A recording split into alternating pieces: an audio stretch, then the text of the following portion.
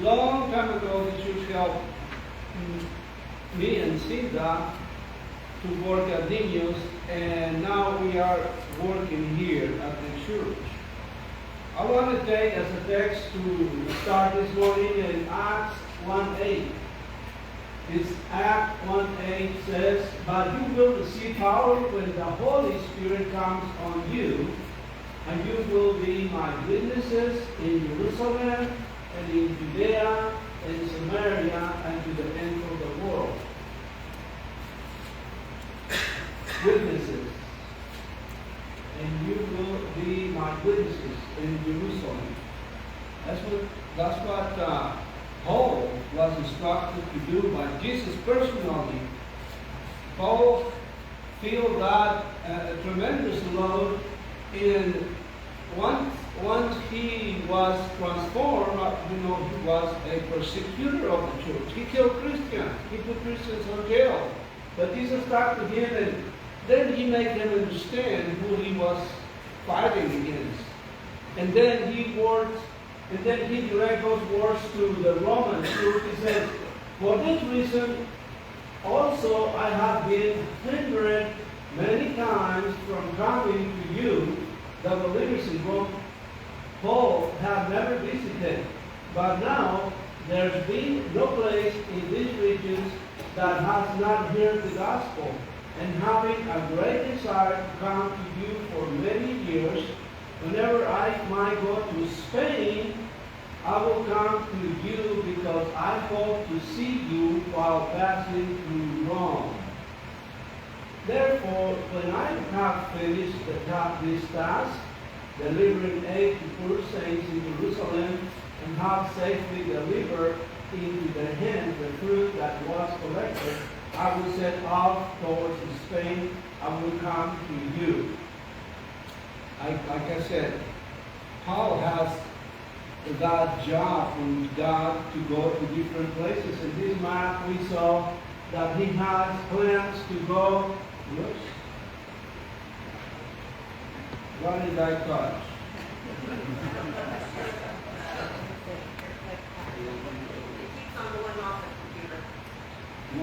And I have this, I said, constant. I work on my computer, and sometimes my feet will just jump to that little thing, and I touch things that I should not. I don't think it's you. I think it's this setup here. The setup. Yeah. Blame somebody. when we are talking to people, and people is not around anymore, they say, "Yeah, blame the dead," so they're not hitting the finger. So. Okay, I hit the back button, and then I went to the computer, and then I hit OK. So when it goes close, just do that, because you got to get close. Oh, now I have two ladies working for me. Okay, so Paul have that plan to go from Crete, that island up there, go to Spain. You know, Spain at the time, it was the end of the world. At the time the Romans conquered, Paul was under Roman supervision because he was accused from the Jews to be a problem. He making war. How do you call that in English? Making war making problem maker. So he was accused many times, but this is his plan to go to Spain. Some people said that he made it to Spain. He made it to Spain. Do I need to go to the next slide? Next one. Yeah. I'm working on it. Not here.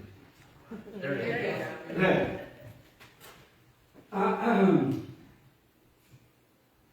Okay.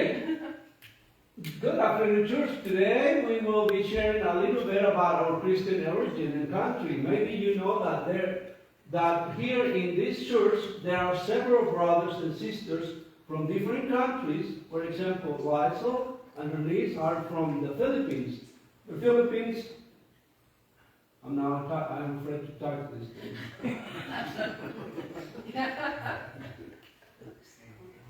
This is, can be there, but not here. The Philippines are in, I said, and in the middle. How many islands you tell me there were in the Philippines, Liza? 7,000. 7,000, can you imagine? After that missionary work Paul did, he went to Spain, or maybe not, some people say maybe not, but the evangelization, the missionary work start Spain, take the Catholicism, evangelism to all to Latin America. They conquered Mexico in 1521. So Mexico and then Philippines came, and also there is Sister Jacob from Japan, and my kids and I, we are from Mexico, thanks to the Christian missions. When Alan was talking about Paul taking that offering to places, I'm thinking about, the churches here in the United States helping missions in other countries, and they have some results from that. Okay, there's Japan, Philippines, in Mexico, where I come from. There's 3 nationalities here represented in the church, believe it or not. Next. Was Paul's trip to Spain ever took place? Maybe. Some people say yes, but some writers all the time, they say that he was there. Some people say no, because there was no church that we can read in the Bible that exchanges from Paul and the church in Spain. But anyway, the missionary trips over Paul makes were about 3 to 5 missionary trips. Some people said that he was under arrest first, and he was free to move. But when Nero came, the ugly Roman emperor, he didn't like Paul. So he killed him. He killed him, and we have some letters saying to people, pretty soon is my time. But I'm glad I'm still here. If I die, I will be glad to go with God. That's what he says. And when Paul, did talk or testify to people or authorities, he let them know about what Jesus did, and also the people's or authorities saying. In other words, sometimes people don't like what he has to say. And maybe he preached on Nero's presence, and he told them all about sin, and he told them all about Jesus, and maybe he didn't like it. So it looks like the Emperor Nero didn't like what Paul has to say about Jesus as his Lord, and he ordered his execution. I knew it.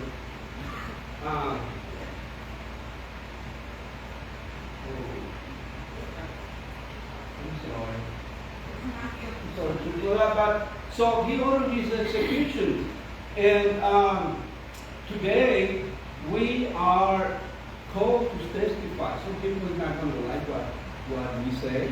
Some people will not like how we react to things in around the society. I was listening today a preacher saying that many of us Christians and our kids are having heroes in sports, are having heroes in music, are having heroes in actors, and some of them are not really Christians, and we have them as a heroes that don't represent the Christian, don't represent the Christian beliefs, and we don't do nothing, about it. So I think that some of us needs to be on our family and say, guys, this is what you hearing, this guy, this song or this actor, whatever you're watching, are not Christians. So So we're talking about Paul and what his life was. The word Protestant is a common word for the followers of Christ in Christian in Latin America, not only in Latin America but in all the world. Because why? Because when Christians were brought to the Roman court in which they were interrogated to find out if they were replacing the Roman emperor, which was like a god, or for another king, and if the answer was yes, he is my Lord, they could be just like they could be killed, just like Paul did was killed. There are several other places. Let's see. Okay. Paul and Jesus' disciples witnessing and testifying before people and authorities. We saw Peter asked. Peter that who asked the Romans to crucify him, not like Jesus, but with the head down, in order for him not to be executed just his master. He preferred to be executed with his head down. And then we have there some people testifying on the Roman authorities and tell them about Jesus. In the other picture is about the Roman Colosseum, people being killed along with being killed by savage animals, you name it, lions, you name it, bulls, you name it, all the kinds of torture that were presented with. Another one. Acts 1:80 said, "You will be witnesses, but you will receive power when the Holy Spirit comes on you, and you will be my witnesses in Jerusalem and in all Judea, in Samaria, and to the end of the world." Today, as a testimony, people speak truthfully about what they have experienced and seen when becoming Jesus' followers, offering to the Christian community for the edification of all. Today we don't go to authorities because authorities don't like what we are saying, but we go to the people. We go and support the church. In those pictures we have somebody reading the Bible. Sometimes it's not a bad idea if you are Christian to maybe reading the class. Maybe in front of the congregation. This is very common in churches in Mexico. People giving their testimony, like we said, what the Holy Spirit did with our lives and how we become Christians. This is how the church edificate themselves, build themselves, hearing others about what they have to say about their lives. People here bringing stuff to the church, teaching a class. In the other, there's a family bringing communion.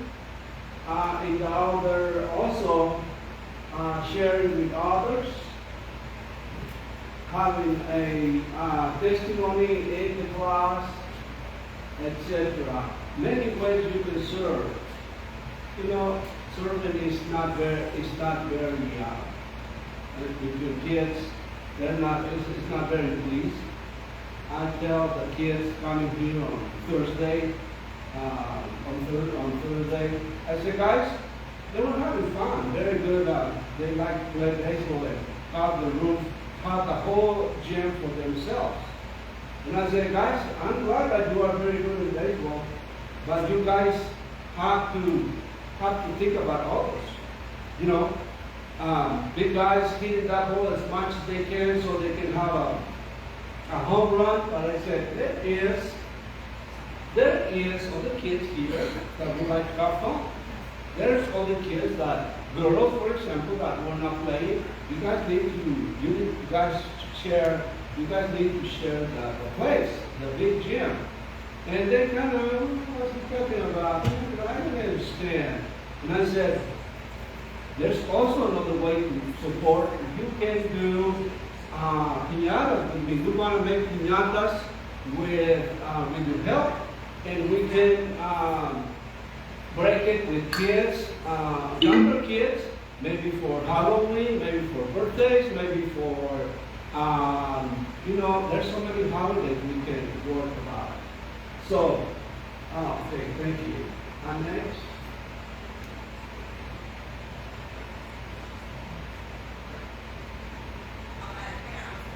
I got it.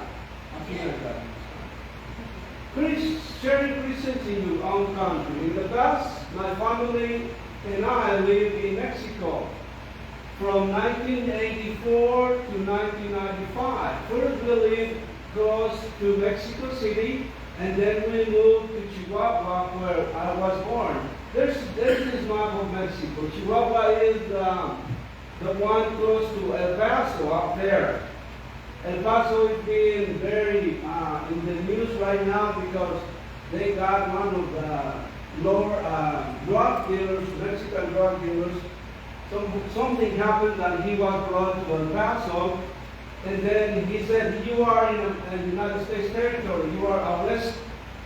You are arrested."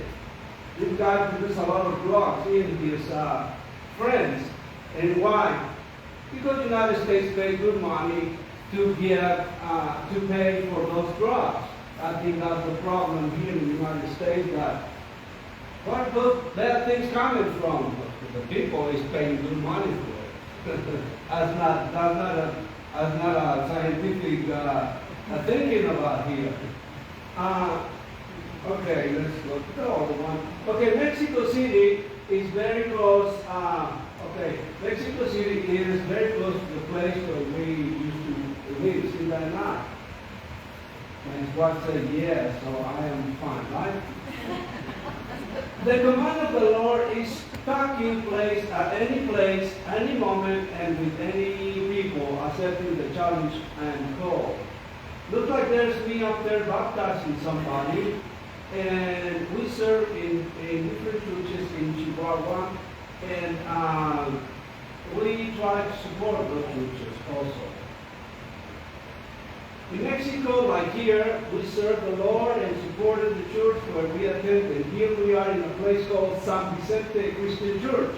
That family is the Mancilla family, and there's my kid, Tony and Ceci, when they were little. I don't know if you can recognize them. And here in the older lady name is Manuela, her daughter Eloise, and her granddaughter Tony and Cecilia or Ceci are also in this picture. We are in Chihuahua. Our kids, Ceci and Tony, were around 6 and 8 years old. My wife said that took the picture. Chihuahua is a hot and dry place. Our house was made of concrete and adobe, and it helps a little bit with the hot. Next one. In this picture, I am with some friends and family. The guy touching the touching the wall like that is me. And the other is the Nunez family and the kids. My wife also took the picture right there. Next. In Mexico, we used to live in an adobe and block house. The weather was hot, I already said that. And winter can be cold. Here we see Ceci and Tony both were born in Mexico. Here we are in our yard. The water was scarce and it was very hot. And the ground to have flowers were hard to do. Anyway, my wife had her flowers. She likes to have her flowers right there. This is our patio, and at the end, I am up there talking to somebody. Sita and I also worked as in a missionary orphanage, supporting the orphanage here where I grew up. Okay, there is Sita in the left side working with the kids. I remember her when I met her. She was about that young. So what happened to you, honey?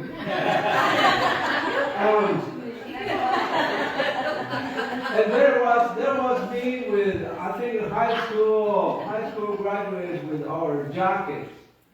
And there's also me working in the church there in San Vicente. We're making bricks. It's a hard work. You don't want to work for that in that little pay. They don't make no pay. Okay. Oops. What I did. There we go. Okay. The one previous to that. Can we go back? Okay. Now go back, please. Yeah. These are those pictures. Some information about Mexico religious past. I didn't do nothing. Okay.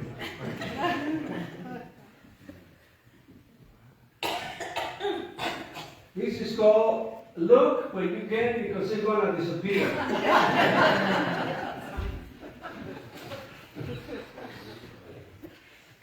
It is funny because at school, I went to law school, and one of the teachers, you know what he used to do? He made one of his friends, one of the students, came at the middle of the class, and he acted an assassination of the professor. He got a gun, and this guy come like he was a visitor. As soon as he stood up and boom, boom, boom, killed the teacher in front of us, and then he ran. And then everybody was scared trying to get this guy. Well, he was gone. While you guys, this pleasant, simply here, all peaceful. And this guy was gone. And suddenly the teacher get up and said, "Aha, we got you. You want to be a witness? What color this guy has his shirt?" And you can see all kind of colors here. Nobody agree on what the color of the guy in the shirt. What kind of shoes he has? I don't know. I didn't see that. What kind of gun he has? Has a rifle? He has a 45? He has a 38? Nobody can prove what this guy was using as a weapon. So, you want to be a witness? What? Okay.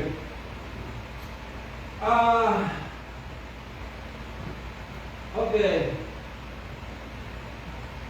Mexico is a country without an official religion. In the past, the Constitution said that Mexico was Catholic.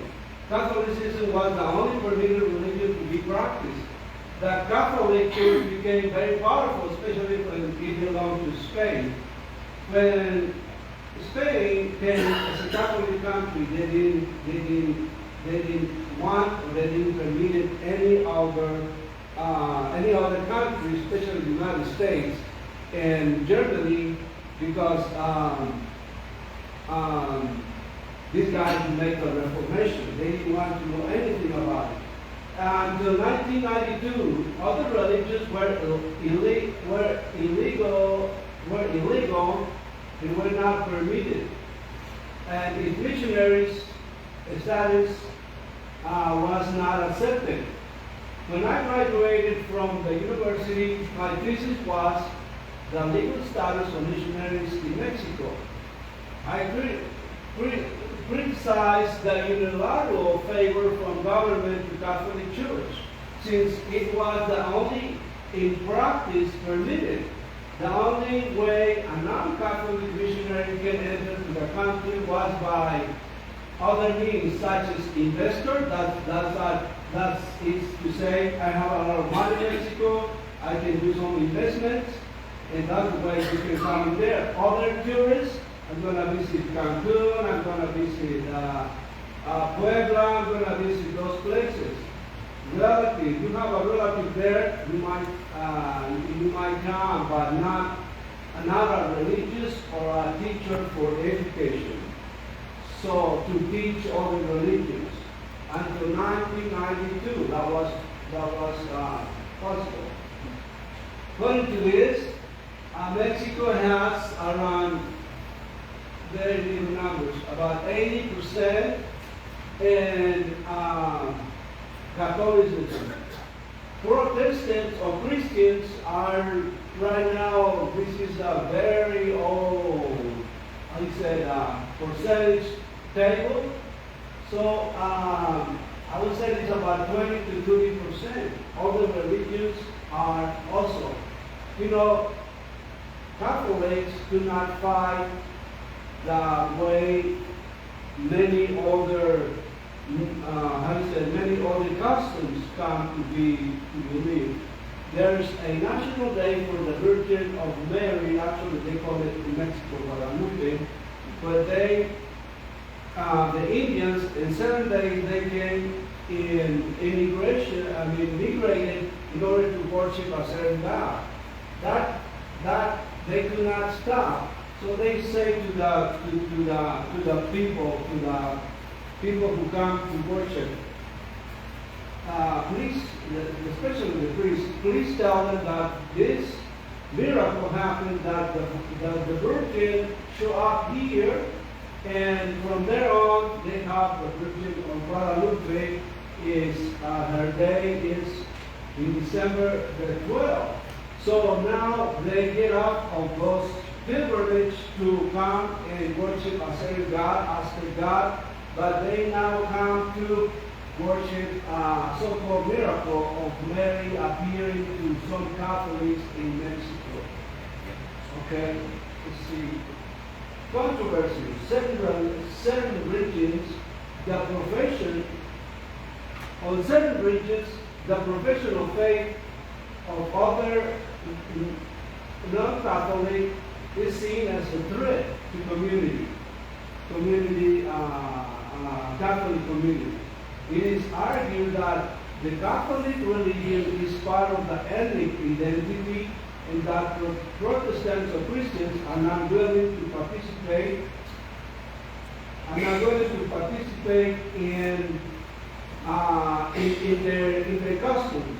What happened is that when the Catholics want to make, like, for example, how you call this, homecoming, for example, they wanted to worship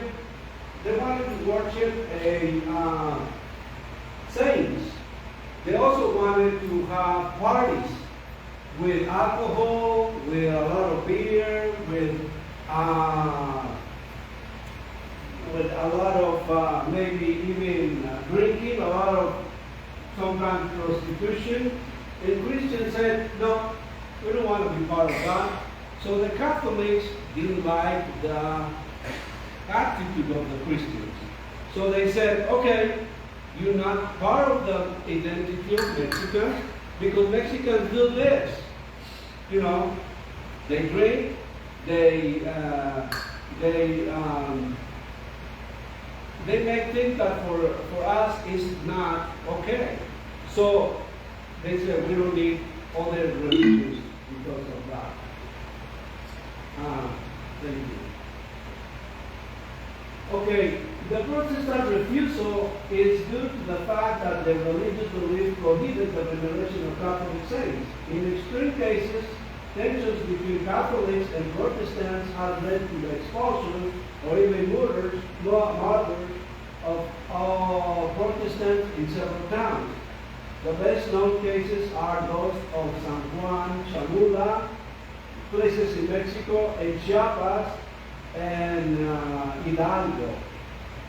Here, guys, we as a Christian, we are very comfortable. We don't suffer for what we believe.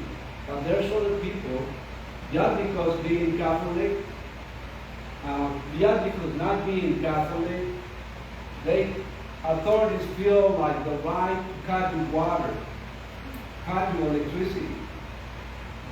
Maybe your kids not going to want to school because you're not part of the Catholic community. And that the authorities still permit or tolerate. And this is very hard for some Christians even believe. So there's a big Catholic church up there, in every town you will see that. There's also Christian churches, but not as big and old like that. Okay. A similar argument was presented by a committee of anthropologists to request the government of the Republic to expel the Southern Linguistic Institute. This is like where Brother, what's his name, Paddy's brother Steve Ward, they promote the translation of the Bible, New Testament for the people. And because they stand for certain things, the organization or institution are not welcome in Mexico. The Mexican government did have the call of the anthropologist and canceled the agreement he had signed with, this is the Linguistic Institute. Its conflicts still also occur in other areas of social life. Language is essential to human life. So that's what we as a Christians donated for Bibles, we donated for things that people, kids can read especially. Mexico and the United States today in politics and relationships.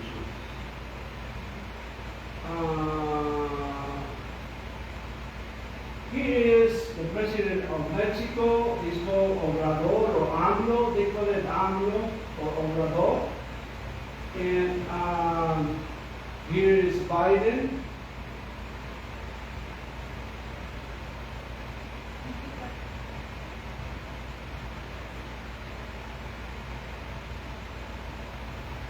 Some historians said this, it's very common said in Mexico. Pure Mexico, so far from God and so close to the United States. Mexico bring all, some politicians claim that Mexico bring all the illegal drugs and illegal, not illegal crimes, illegal, people who bring illegals to work. But let me tell you, this is part true, and the other part is that the United States need workers. You go in my area, for example, right now, they are putting new roofs.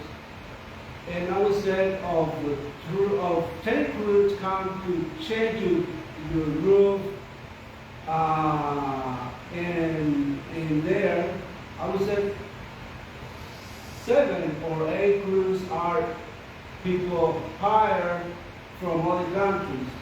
And this is part of the reality here, that some companies are hiring them in order to have their cheap labor in here in the United States. In the other picture, in the other PowerPoint, I have sometimes two of the same thing. That's why I get very confused sometimes. But I say this is a backup, but the backup sometimes interferes with that.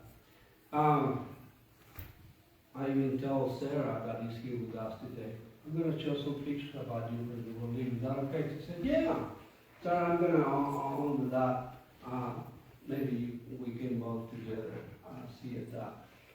I have Alan's family in those pictures. And my wife, I don't know if some of you knew that my wife and Judy were friends before we got married. And that's why once we got married and we were in Mexico, we came this side of the border to Eugene and visit Alan and Judy in their house that they still live there, and have pictures of my kids participating here on Christmas. But Sarah and Judy and Aaron and Andy were in those pictures. Maybe I will bring kind of some memories, but I wanted to special thank you because I'm a nearly family, always have been supported us, and now I see that still supporting this church. And this church is a part of, big part of some families here, and I would say, thanks to them, we see their testimony, their courage, their example, and many of us have been willing to work. And many times, we kind of can help, but we don't have time, we don't have money, we claim that we don't have for the offering, we claim many things, even though we see that our place, our town, our community need it. And you know, I have proof, at least to myself, that when you are in relationship with God daily, no matter what day it is, no matter how you feel, sometimes I feel like this guy in the Bible, that the Bible says that the Father tells the Son, go and work on my land, not there. And sometimes he said, no, I don't want to go. And then sometimes he goes to another of his son and said, son, go and work on my land up there. There's things to do. And this son said, yeah, you go. And what happened? The guy who said no goes to work. And the guy who said yes, he doesn't go. Sometimes we are like that. We are willing, but we don't show up. Sometimes we said no, and our country say, better be there, better get up, you better be part of the church, you better be part of this team, you better be. It is a personal witness that I sometimes that happens to me. I hope you guys have enjoyed or maybe understand my English. It is not easy to understand somebody who don't speak the language, and I appreciate it. I would like to say with my wife for the last thing. Let me come out this.